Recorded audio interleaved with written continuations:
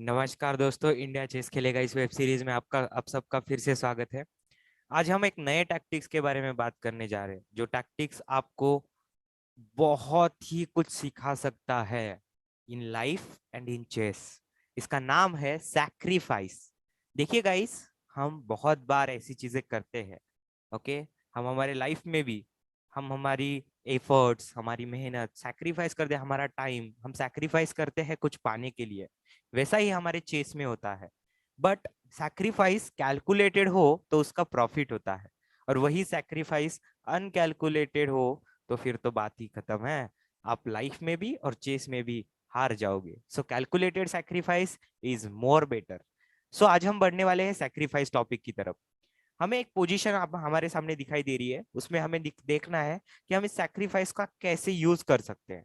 पहले तो समझ लीजिए सैक्रिफाइस मतलब क्या। हमें कुछ अपोनेंट को लालच देना है, उसे ग्रीडी बनाना है, और उसके बाद उसका एडवांटेज उठाना है। ओके, बहुत बार हमारा अपोनेंट उस लालच में फंस जाता है एंड देन ही गॉन।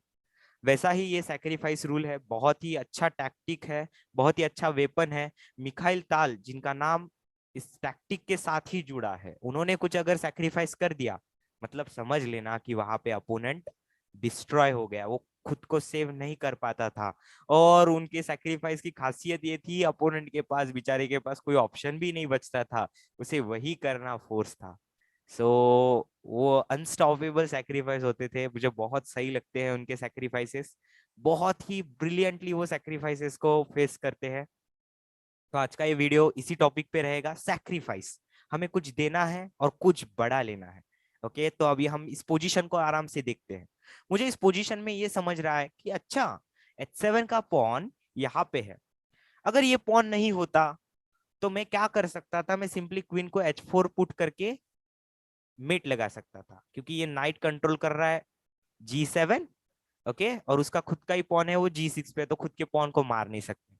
तो पहला पॉइंट मेरे माइंड में क्लियर हुआ कि अच्छा, H7 का पॉन अगर नहीं होता तो कितना सही होता, मेरी क्वीन H4 पे जाती और सीधा अपोनेंट पे चेक एंड मेट का थ्रेट लगता, अपोनेंट हार जाता। अब तो बात क्या है, फिर हमें वही सॉल्व करना है। H7 का पॉन रिमूव करना है फोर्सली। तो देखिए यहाँ पे मूव आएगा रुक इनटू H7। क्या ओपोनेंट के पास चारा है? नहीं है। He has to capture with the king and then he is gone. तो देखो, मैं ज्यादा टैक्टिक्स नहीं लूंगा, बस एक टैक्टिक्स से आपको समझाऊंगा कि सैक्रिफाइस का कैसे आप एडवांटेज उठा सकते हो। मैंने रुक सैक्रिफाइस किया H7 पे। क्यों किया? क्योंकि मुझे मेट मिल रहा है। आप ही बताइए, किंग बड़ा या रुक बड़ा? ऑब्वियसली किंग बड़ा। तो मैं रुक दे के अपोनेंट का किंग ले रहा हूं, मतलब ले रहा हूं मतलब मार नहीं रहा हूं, मेट कर रहा हूं। There is a two concept in that कि हम बोलते हैं हमने किंग को मार दिया। हम किंग को मार नहीं सकते हैं। We are just mating that king, we can mate only. Okay, हम वहां पे उस किंग को मार नहीं सकते हैं, हम किंग को मेट कर सकते हैं। हम देखो, क्वीन को कैप्चर कर सकते हैं, रुक को कैप्चर कर सकते हैं, बिशप को कैप्चर कर सकते हैं, पॉन को कैप्चर कर सकते हैं, बट किंग को कैप्चर नहीं कर सकते हैं। किंग को हमें मेट करना होता है। ओके, सो यहाँ पे rook into H7, queen H4 comes on the board and it's a mate. अब मैं करके दिखाता हूँ। देखो, पहले मैंने H फाइल को ओपन करने के लिए रुक सैक्रिफाइस किया H7 पे। I captured it. He captured with the king, no other option. उस बेचारे के पास और कोई ऑप्शन है नहीं, किंग G7 नहीं जा सकता, इलीगल है। किंग खुद के रुक को नहीं मार सकता, एंड यस, किंग बोर्ड के बाहर तो नहीं जा सकता। किंग को जो भी करना है या कोई भी पीस को जो भी कुछ करना है वो बोर्ड के अंदर ही करना होता है। सो किंग इनटू रुक is force on the board. And जैसे ही वो अपोनेंट किंग इनटू रुक कर देता है, the brilliant moves come on a board, that is queen H4 is a check and H file is under control. King can't go to G7 because of the knight, and king can't kill his own pawn because we can't kill our own pieces. हम खुद के pieces को नहीं मार सकते हैं। यही chess और लाइफ हमें सिखाता है कि हम खुद के पीसेस को नहीं मार सकते हैं। So queen H4 is a brilliant mate on a board. I hope guys कि आपको ये सैक्रिफाइस का टैक्टिक कैसा होता है, कैसे हमने रुक को सैक्रिफाइस किया और मेट फाइंड किया, ये समझ में आया होगा। नेक्स्ट पजल में हम इसे कंटिन्यू करने वाले हैं इसी पजल के साथ। Queen H4 check, king can't go to G7 because all squares are guarded by the pieces. मतलब हमारी क्वीन चेक दे रही है, अपोनेंट का किंग कहीं नहीं जा सकता, तो हमने रुक दे के किंग विन किया है, मेट किया है किंग को हमने बहुत ही अच्छी तरीके से। इसे ही कहते हैं सैक्रिफाइस। सैक्रिफाइस मतलब कुछ देना और कुछ बड़ा लेना। ओके, जैसे कि हम छोटे से बच्चे को बोलते हैं, अगर वो रो रहा है, हम उसे चॉकलेट दे देते हैं और बोलते हैं कि अच्छा बेटा नहीं रोना, आप मैं चॉकलेट दिया ना आपको, तो दैट्स द थिंग कि हम चॉकलेट देके सैक्रिफाइस कर रहे हैं उस चॉकलेट उसके हैप्पीनेस के लिए। ओके, सो ऐसे लाइफ में आपके साथ बहुत सारे सिचुएशन आएंगे जिसमें आपको ये सारी चीजें करनी होगी।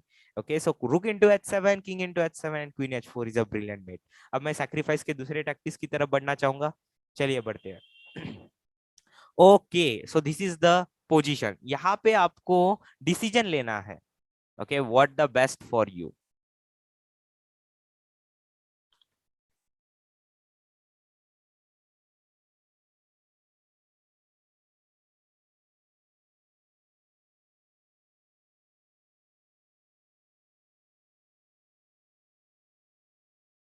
Okay guys, now time is over, let's see the answer. यहाँ पे देखिए, सबसे पहले मैंने जो मूव खेला रुक इनटू ई3, उसमें पॉइंट क्या है वो समझ लीजिए। ओके, ये बिशप है, कितने चॉकलेट्स, कितने पॉइंट सॉरी बिशप को, वेरी गुड, 3 पॉइंट्स बिशप को।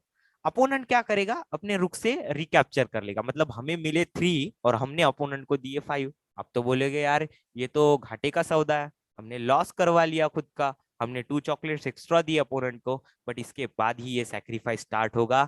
चलिए मैं आप सबको ये सैक्रिफाइस दिखाना चाहता हूँ कि कैसे मैंने रुक दे के बिशप लिया, बट बाद में उसका एडवांटेज भी लिया। Capture takes and now the move come on the board, bishop d4, now his rook gone. See this, हमने पिन वाला टॉपिक सीखा था, वो रुक चला गया है अभी। Okay, and if you move the king, let's take it. Okay, if you move the king, take the bishop and you gone. Okay, so ये बहुत ही सही टैक्टिक्स था जिसमें आपको कितने पॉइंट्स का विन हुआ, कैलकुलेशन में देखिए आपको कितने पॉइंट्स का विन हुआ। यहाँ पे आपने सबसे पहले बिशप लिया, 3 पॉइंट्स का विन। उसके बाद अपोनेंट ने लिया तो हम 2 points minus, and now bishop d4। Opponent अगर इसको सपोर्ट करने का सोचता है then it's very bad for opponent, सारे एंगल से रुक को सेव करना इम्पॉसिबल है। तो अभी उसने किंग मूव किया एंड वी टेक द रुक, तो हमें मिला है टोटल 3 पॉइंट्स का एडवांटेज, बिकॉज हमने अपोनेंट को दिया है एक रुक और हमने अपोनेंट का लिया है रुक और बिशप, तो हमें बिशप का एडवांटेज इस पोजीशन में मिला। तो हमने सैक्रिफाइस क्या किया, रुक, और हमें मिला क्या, रुक और बिशप, मतलब 5 + 3 इज टोटल 8 पॉइंट्स का हमें एडवांटेज। तो 8 पॉइंट में से हमने 5 पॉइंट्स दिए तो हमें 3 पॉइंट्स का एडवांटेज। आपको समझ रहा होगा कि हमने कैसे मतलब एक सिंपल सा रुक देके एक रुक और एक बिशप विन किया। इसी को कहते हैं सैक्रिफाइस, थोड़ा देके बड़ा लेना। ओके, हमें ये टैक्टिक बहुत कुछ सिखाता है, ये मेरा फेवरेट टैक्टिक है। ओके, और मुझे ऐसा लगता है कि ये टैक्टिक्स अगर आपके अंदर, ये स्किल आपके अंदर बिल्ड हो जाए, बात ही खत्म है यार, आप सैक्रिफाइस सीख रहे हो। It's really good one. चलो अभी हम नेक्स्ट पजल की तरफ बढ़ते हैं, ये हमारा लास्ट पजल होगा सैक्रिफाइस पे, और इसके बाद आपको सैक्रिफाइस समझ में आएगा। ये एंड गेम की पोजीशन है। ओके, कैपाब्लैंका सर कहते थे कि एंड गेम बोर्ड का ऐसा पोजीशन है जिसमें, जिसपे अगर आपका कंट्रोल हो तो आप ऑब्वियसली जीत जाते हो।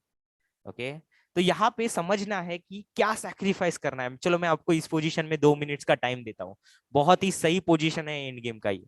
ओके, ये एंड गेम आपको बहुत कुछ सिखाएगा। यस, ओके गाइस, तो चलिए बढ़ते हैं कैलकुलेशन की तरफ। देखिए मैंने सोचा, मैंने कैलकुलेट किया, ये किंग है F3 पे, इस बेचारे किंग को अगर इस साइड में आना है तो 1 2, या फिर इस डायगोनल में जाना है तो 1 2 3, एंड देन कैप्चर के लिए 4। तो मेरे इस पॉन को कैप्चर करने में इसे 4 मूव्स लग रहे हैं, और उसी के साथ अगर मैं इस पॉन को पासर बना दूं तो क्या बात है, और नहीं बनाऊंगा तो मुझे पॉन का एडवांटेज है। एंड गेम में एक पॉन एक्स्ट्रा होना भी बहुत कुछ होता है, तो आप आराम से गेम को जीत जाओगे। Yes guys, you are brilliant. The moves come on the board वो है बिशप इनटू ए4, और जिसके साथ उसे पॉन इनटू अगर उसने नहीं किया तो उस बेचारे को एक पॉन गंवाना पड़ेगा, और एक वीक पॉन के मतलब एक लूज पॉन के साथ गेम जीतना बहुत मुश्किल होगा व्हाइट के लिए। So white capture the pawn and then it's unstoppable to stop this passer. इस पासर को स्टॉप करना अनस्टॉपेबल है, देखो करके देखते हैं।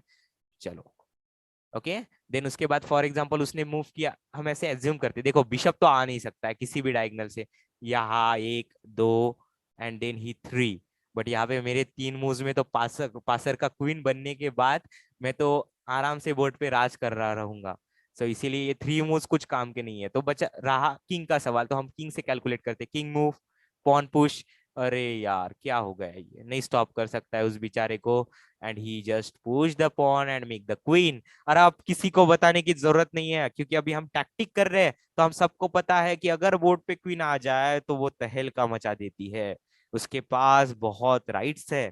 सो दैट्स वाई यहाँ से ब्लैक का विन होना बहुत ही इजी है। तो हमें ये पजल सिखाता है कि हमने बिशप सैक्रिफाइस करके पासर क्रिएट किया। बहुत सारे लोग इस चीज से डरते हैं, अरे एक बिशप में कैसे सैक्रिफाइस करूं, मैं तो पीस डाउन हो जाऊंगा, फिर मैं इसे कंटिन्यू कैसे करूं। डरना नहीं है guys, taking a risk is the important thing in your life and in chess. Okay, risk लेना बहुत जरूरी है लाइफ में भी और चेस में भी, बस वो कैलकुलेटेड होना चाहिए, उसी को हम कहते हैं गुड सैक्रिफाइस। आज आई होप गाइस आपको सैक्रिफाइस टॉपिक बहुत अच्छे से समझा होगा। आने वाले सेशन में हम नेक्स्ट टॉपिक की तरफ बढ़ेंगे। तब तक के लिए अलविदा। Have a nice day, take care, bye.